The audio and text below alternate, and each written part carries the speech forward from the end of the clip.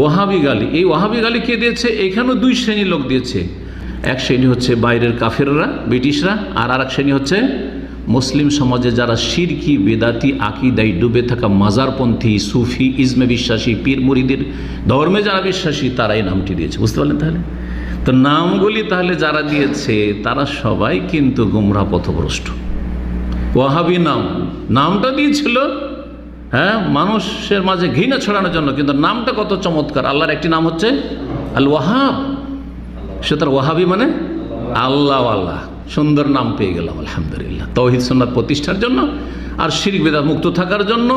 বা শত্রুরা, ঘরের শত্রু বাইরের শত্রু নাম দিতে চাইলেও খারাপ, কিন্তু নামটা হয়ে গেল খুবই সুন্দর। ওয়াহাবি মানে হচ্ছে রব্বানি, ওয়াহাবি মানে হচ্ছে হক্কানি, হক্কানি আলেম, রব্বানি আলেম, ওয়াহাবি একই কথা আলহামদুলিল্লাহ।